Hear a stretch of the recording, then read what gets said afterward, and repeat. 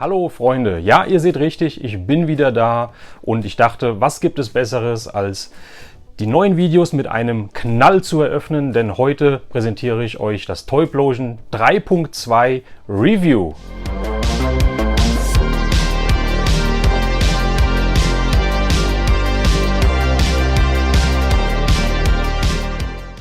Ja, ihr habt es wahrscheinlich alle gemerkt, auf meinem Kanal war es die letzte Zeit etwas ruhiger. Ich weiß nicht, ob man von Sommerloch sprechen kann, aber auf jeden Fall, jetzt bin ich wieder da und ich dachte, was gibt's Besseres, als mit einem neuen Video zu starten, als mit einer Convention, und zwar der Toy Convention in Deutschland, vielleicht sogar mittlerweile in Europa, man weiß es nicht, das hat ja Ausmaße angenommen. Ich rede natürlich von der Toyplosion und dieses Jahr 2025 gab es die Toyplosion 3.2. Punkt 2 deswegen, weil sie diesmal sogar auf 2 Hallen verteilt war. Nicht nur in der Europahalle in Castrop-Rauxel, sondern diesmal auch in der Stadthalle. Und das Ganze war so super aufgeteilt. Bevor ich loslege, möchte ich allerdings nochmal meine besten Genesungswünsche aussprechen. Und zwar, vielleicht hat es der ein oder andere gesehen, auch in der Halle, da hat ein Banner gehangen. Alles Gute Mate, denn der Ultimate Player war nicht auf der Convention, krankheitsbedingt nicht. Deswegen möchte ich hier an erster Stelle Mate. Ich hoffe, wenn du das siehst, nochmal von hier, beste Genesungswünsche an dich. Werd schnell wieder fit. Du fehlst uns, du hast uns auf der Convention gefehlt und ich freue mich, wenn wir uns das nächste Mal wiedersehen. Ja, die Convention, ich war Freitag wieder vor Ort und habe bei Z-Toys wieder beim Aufbau ein bisschen geholfen. Und das Highlight des Freitags eigentlich schon war, dass ein Synchronsprecher vor Ort war, der natürlich auch den Samstag da war, der Autogramme gegeben hat, der Fotos mit uns, mit euch gemacht hat. Und das war kein geringerer als Hans-Georg Pantschak. Den meisten wahrscheinlich kein Begriff, könnte ich mir vorstellen. Ja, er ist ein Synchronsprecher schon seit Ewigkeiten, ja, und eine Top-Stimme im deutschen Synchronsprechermarkt. Spricht zum Beispiel unzählige Rollen, aber bei den Simpsons, bei Family Guy und ja, seit 1977 spricht er den Luke Skywalker aus Star Wars. Also ununterbrochen, nicht nur hier mal da, sondern durchgängig. Das ist Wahnsinn. Und der war am Freitag auch schon da, ist ein bisschen durch die Halle gegangen, kam dann zu uns an den Stand, haben ein kleines Gespräch angefangen, hat dann davon erzählt, dass er zuletzt im Kino war und sich einen Film angeschaut hat, wo Mark Hamill kurz mitspielt und er natürlich ihn synchronisiert hat.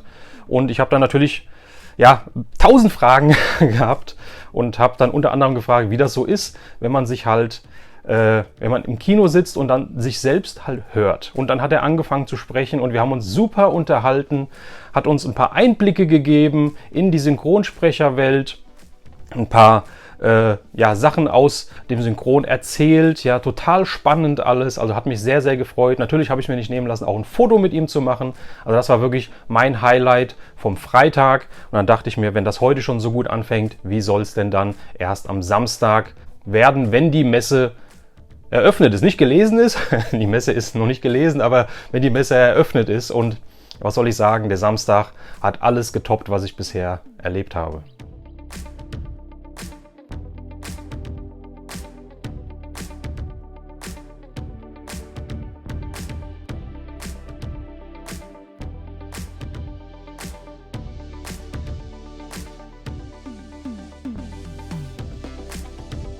Ja Leute, der Samstag, es war einfach Wahnsinn. Es waren Menschenmassen, also wirklich nicht Schlangen, sondern Massen. Es war natürlich eine Schlange, aber in Summe waren es Massen, die der Toyplosion entgegengefiebert haben. Und das hat man halt am Samstagmorgen gemerkt. Die Halle war rappelvoll, nicht so voll, dass man Angst haben müsste, das nicht, also kein Gedränge, kein Geschubse, aber es war schon sehr, sehr voll, ja, und ich habe so viele von euch getroffen, so viel haben auch nachgefragt, auch vor Ort, und das hat mich sehr berührt, sehr bewegt sogar, haben mich vor Ort gefragt oder gesagt, ich habe hier auf dem Kanal vor kurzem eine Abstimmung gemacht, ob ihr noch Interesse an weiteren Videos von mir habt und so weiter. Und das war halt auch schon überwältigend, mit welcher Zustimmung.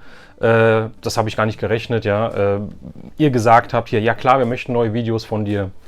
Und das hat mir nochmal einen zusätzlichen Ansporn gegeben. Und selbst auf der Messe wurde mir gesagt, halt hier, ich möchte live abstimmen und ich möchte dir sagen, ja, bitte mach weiter Videos. Und das hat mich nicht ganz zu Tränen gerührt, aber ich war doch schon emotional sehr ergriffen. Ja, also wie gesagt, ist immer wieder vielen, vielen Dank für eure Unterstützung hier.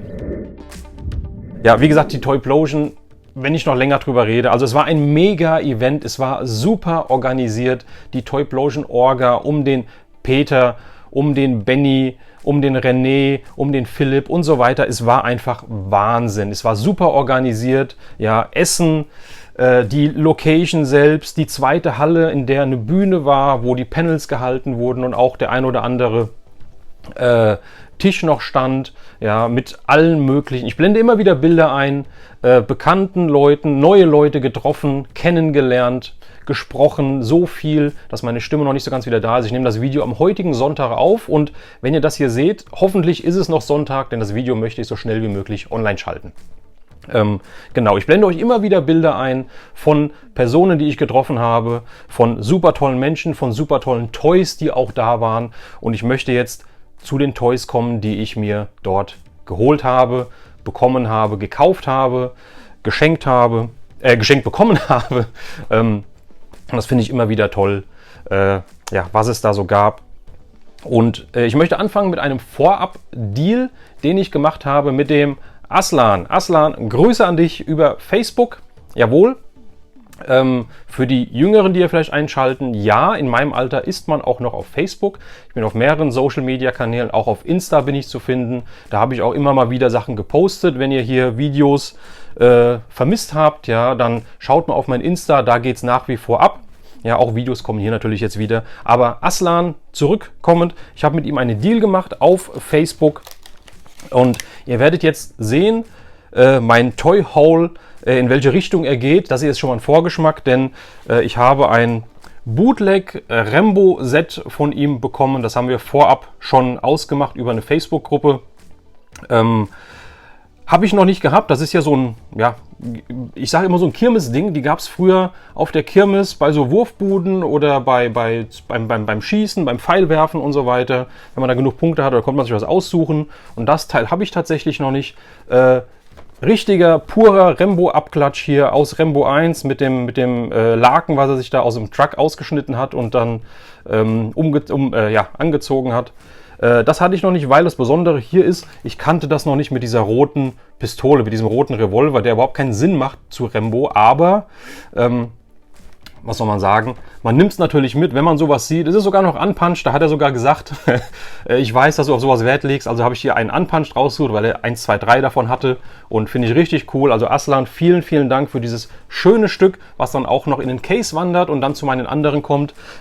Vielleicht seht ihr es auch, ich sitze hier ein bisschen anders. Ich habe mich einfach mal in meine Rambo-Ecke, meine Stallone-Rocky-Rambo-Ecke gesetzt, denn ja, auch in der Zwischenzeit, wo keine Videos kamen, auch schon davor natürlich, auch wenn ihr mein Instagram verfolgt, es hat sich ein bisschen wieder was in meiner Sammlung getan und ich habe schon immer Rambo, Rocky, Stallone, Schwarzenegger Sachen gesammelt, aber das hat nochmal eine andere Intensität, eine andere Geschwindigkeit aufgenommen und da wird vielleicht eines der nächsten Videos sein. Wenn ihr wollt, dann lasst gerne einen Daumen nach oben da und schreibt doch mal in die Kommentare, wenn ihr wollt, dass ich euch mal meine Stallone-Sammlung zeige. Nicht nur den Ausschnitt, den ihr hier seht, sondern meine komplette Stallone-Sammlung. Dann lasst es mich wissen und das hier gehört dann auf jeden Fall dazu.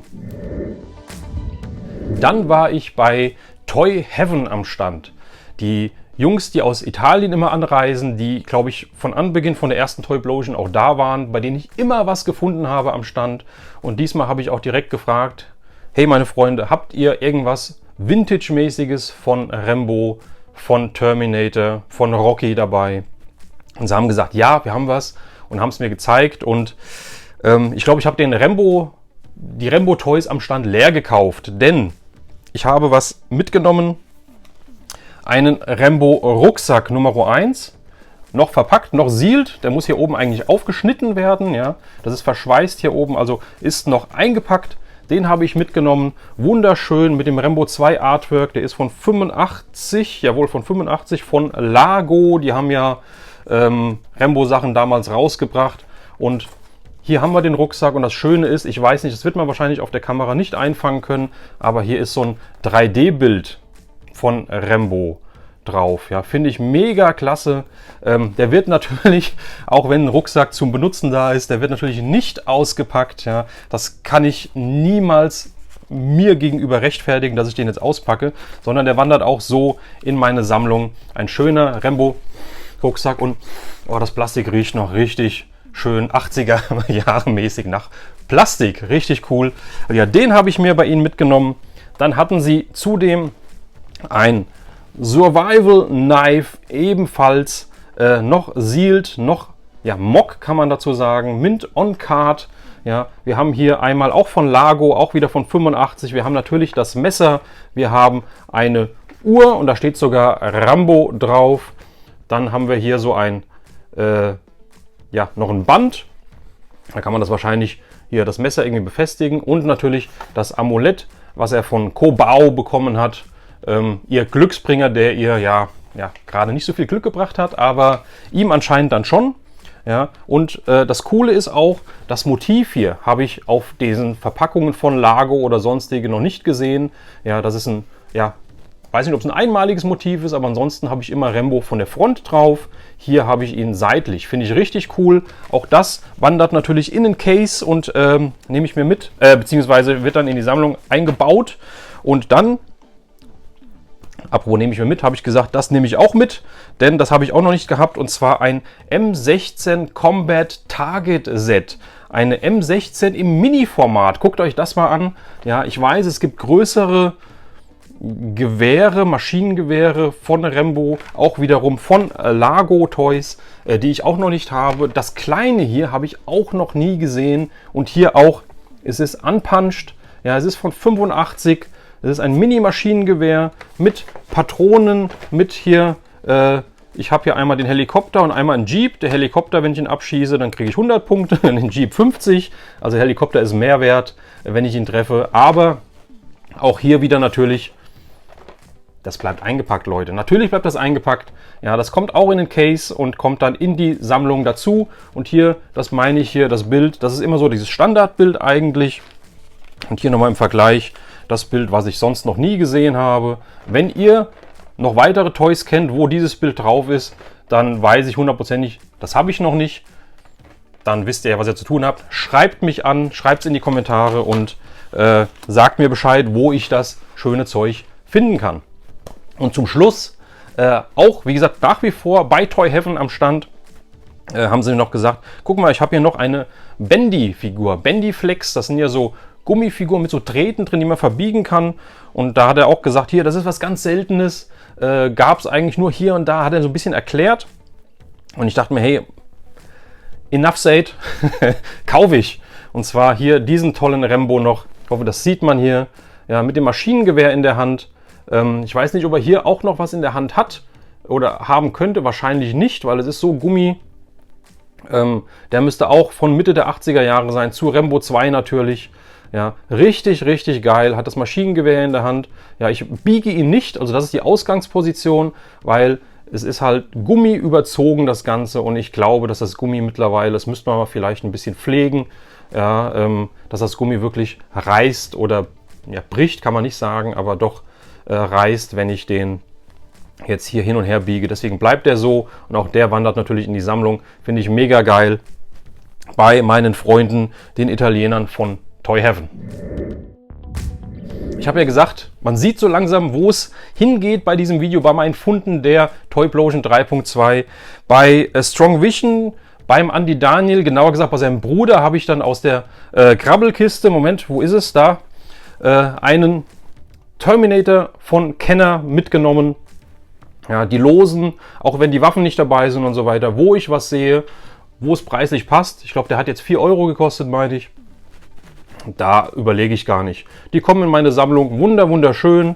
Ja, ein weiterer loser Terminator, der sich zu den original verpackten als auch zu den weiteren losen gesellt. Finde ich richtig cool. Also hier auch nochmal danke dafür. Dann beim Michael Gohlke, auch Grüße an dich, der immer so tolle Sachen hat, die er mir auch dann immer mal zeigt und so weiter. Und ich sage immer, boah, wo kriegst du das immer her? Wahnsinn. Also er hat wirklich Filmrequisiten, er hat immer sehr viele Bücher, Literatur, als auch Platten, als Merchandise und so weiter. Immer ausgefallene Sachen, die man halt nicht so oft sieht. Aber er hat mir dann was gezeigt, was ich zwar schon habe, was man auch öfter sieht, aber auch das kann ich nicht liegen lassen. Dann habe ich mir hier diesen Rambo Bootleg nochmal mitgenommen. Da wollte er 5 Euro für haben. Die habe ich ihm in die Hand gedrückt und habe diesen schönen Rambo Bootleg. Ich glaube, man sieht hier hinten, ein paar habe ich schon, aber da kann man nie genug von haben, oder ich zumindest nicht. Den mitgenommen, und ich habe eben gesagt, er hatte Platten. Dann habe ich mir noch eine Schallplatte mitgenommen, die ich noch nicht hatte. Und zwar haben wir hier Red Heat, Schwarzenegger, John Belushi. Genau, richtig. James Belushi, Entschuldigung, John Belushi, Blues Brothers ist ja leider schon von uns gegangen. James Belushi. Und das Schöne ist halt hier, ich finde das immer toll, das ist der Musikscore von James Horner. Es gibt ja sehr oft den Musikscore, das heißt, das sind dann die Songs, die Lieder von den Interpreten drauf, die in dem Film vorkommen. Das ist oftmals nicht so meins. Ja, es gibt Ausnahmen wie Rocky 3, Rocky 4 und so weiter. Da sind die Survivor-Lieder und so weiter. Das ist natürlich Kult, das ist was ganz anderes. Aber wenn es so 0815 Charts-Lieder sind, die in dem Film verwendet werden und dann auf der Platte sind, das interessiert mich nicht so. Das hier ist der Score, das heißt die komponierte Musik von James Horner mit dem Orchester. Habe ich noch nicht gehabt. Der müsste auch von wann ist der? 88? Oh, 88, von 1988 im wunderschönen Zustand. Ja, und der ist dann auch vom Michael Gohlke in meine Sammlung gewandert. Nochmal danke, Michael. So, dann habe ich an einem Stand, ich weiß leider den Verkäufer jetzt nicht, ja, es waren so viele Verkäufer da, so viele nette Menschen, habe ich nochmal einen Rambo Bootleg gefunden hier. Sehr schön, den kannte ich noch überhaupt nicht. Ja, das muss natürlich Rambo sein. Das ist wahrscheinlich irgendeine andere Toyline Bootleg, oder es kann auch ein Knockoff sein, der eindeutig Rambo darstellen soll. Auch da habe ich 5 Euro bezahlt für diese Figur, meine ich. Ja doch, ich glaube 5 Euro. Und der wandert auch in meine Sammlung. Ist jetzt der erste von denen, den ich habe. Und ja, ich glaube, da gibt es noch so viele verschiedene Varianten, wie Sand am Meer, sagt man so schön. Auch die, ja, wenn ich die irgendwo sehe, dann kann ich da nicht Nein sagen. Auch den dann natürlich mitgenommen. Dann habe ich noch 2 Geschenke hier bekommen, bevor ich zum Highlight mehr oder weniger komme. Doch, zum Highlight, sage ich mal. Ich habe, und wenn du das Video siehst, bitte, kennen wir noch diese Sat.1 RTL-Serie, bitte melde dich. Ich habe leider deinen Namen vergessen. Es tut mir leid, es war einfach wieder es war ein Blast, das war Wahnsinn, wen ich da alles getroffen habe. Und während ich bei Z-Toys dann am Stand war, weil ich ihm dann doch geholfen habe am Samstag, weil es doch ein bisschen viel los war, habe ich von dir etwas in die Hand gedrückt bekommen, und zwar einen Arnold Schwarzenegger Aufkleber.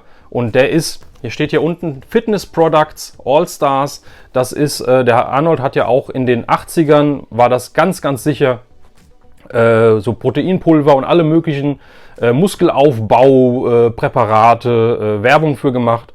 Und da ist der her, weil dieses Gesicht, also dieses Konterfei vom Arnold, ist auch auf Dosen, das habe ich so im Kopf drauf. Also vielen, vielen Dank für diesen Aufkleber, finde ich immer toll. Wie gesagt, das ist ein Geschenk, und dass man halt auf eine Veranstaltung fährt und sagt, hier, ich pack was für jemanden ein, der da ist, und ich möchte ihm eine Freude machen. Wie immer, hat sich nichts bei mir geändert, unbezahlbar, vielen, vielen Dank.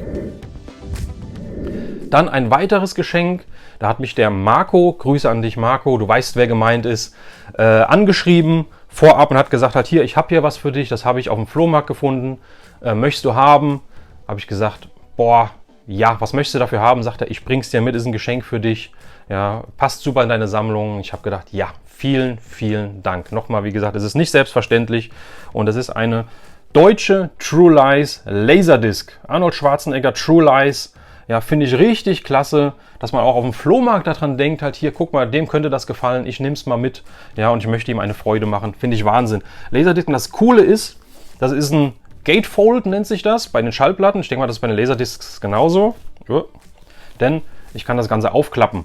Ja, Wahnsinn. Ist es richtig, richtig geil. Kriegt man das aufs Bild? Ich hoffe. Ja, richtig schön. Rückseite auch geil. Ja, eine Laserdisc für die Arnold-Sammlung. Vielen, vielen Dank, Marco. Ja, Leute, und apropos Geschenke. Und jetzt muss ich ein bisschen ausholen. Ja, okay. Ich habe angefangen, dass ich ja das ein oder andere Toy auch graden lassen habe, weil ich immer mehr so in dieses Grading reinkomme, nenne ich es mal. Ja, was ja in Amerika, was in England und so weiter gang und gäbe ist, was bei uns immer noch ein bisschen skeptisch angesehen wird. Ist leider so, der Deutsche hängt immer ein bisschen hinten dran, sei es Bargeld, sei es irgendwas. Und Grading ist bei uns auch noch in den Kinderschuhen, sage ich mal. Es nimmt immer mehr Fahrt auf.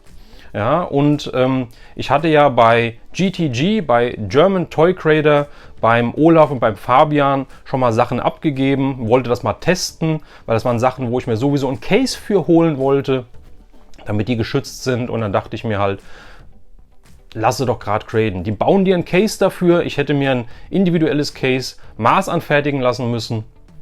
Und dann kriege ich gerade noch eine Bewertung dabei für das Toy. Finde ich doch klasse. Ja, das habe ich ja gemacht. Da habe ich auch ein Video zu gemacht. Und wir sind nie außer Kontakt geraten. Ja, haben immer weiter Kontakt gehabt. Und was soll ich sagen? Dann war ich auf der Toyplosion am Samstagmorgen. Und dann sagt der Olaf, komm mal mit. Ich habe was für dich. Da dachte ich mir, Moment, habe ich denn irgendwas in Auftrag gegeben? Nein, habe ich nicht. Aber er wollte mir ein Geschenk machen. Olaf und Fabian. Und ich bin nach wie vor sprachlos, also ich plapper jetzt einfach vor mich raus. Das lasse ich auch einfach ungekürzt, da schneide ich nichts raus. Und sie haben mir ein Geschenk gemacht, was ich gar nicht hoch genug einschätzen kann, sage ich mal. Ich packe es einfach mal in die Kamera, dann wisst ihr, was ich meine. Und zwar habe ich dieses Teil von den beiden bekommen. Ja, ich habe es geschenkt bekommen. Ein Rambo M90 Rocket Blaster. Ich habe nicht das Teil abgegeben zum Graden, sondern sie haben das Teil gehabt, haben es für mich gegradet und haben es mir in die Hand gedrückt und haben gesagt, halt hier, wir mögen deinen Kanal, wir mögen dich. Das ist einfach eine Anerkennung von uns für deine Arbeit und das möchte ich gerne zurückgeben. Ich finde es richtig, richtig klasse. Mir fehlen da die Worte. Ich könnte jetzt hier stundenlang weiter plappern. Ich finde es mega geil. Olaf, Fabian, richtig, richtig cool. Ich weiß das echt zu schätzen. Ja, das hat für die es interessiert, es hat ein Grade bekommen und zwar eine 75. Der Blister hat eine 60 bekommen. Der ist halt auch ein bisschen eingedellt und die Verpackung hat eine 90 bekommen und dann im Schnitt ist es dann eine 75. Finde ich richtig klasse. Ja, wie gesagt, ungefragt, einfach in die Hand gedrückt bekommen. Ich finde es Wahnsinn. Also German Toy Grader, Olaf, Fabian, vielen, vielen Dank. Richtig, richtig klasse. Ja Leute, das waren meine Funde der Toyplosion, meine Mitbringsel der Toyplosion. Was soll ich sagen? Es ist sehr Stallone und Schwarzenegger-lastig. Das ist aktuell, was mich am meisten reizt. Vintage-Sachen von den beiden, von vor 2000. Ja, das ein oder andere Neuere habe ich auch, aber eigentlich möchte ich halt diese Vintage-Sachen haben. Wenn ich was Neues irgendwo sehe, was ich toll finde, ich muss nicht alles Neue haben, aber was ich toll finde und es preislich passt, dann denke ich auch darüber nach. Aber ansonsten, die Vintage-Sachen sind mein Hauptaugenmerk. Andere Sachen auch nach wie vor, ja, also 6 Millionen Dollar Mann, Alf, bisschen Star Wars, bisschen Motu, Vintage. Das bleibt alles so, wie es ist. Aber wie gesagt, die Sammlung wechselt immer mal so ein bisschen. Und ich glaube, Schwarzenegger und Stallone ist was für mich einfach unsterblich ist. Und das ist ganz hoch im Kurs aktuell bei mir. Ja, Leute, die Toyplosion war, wie gesagt, der Hammer. Es war Wahnsinn.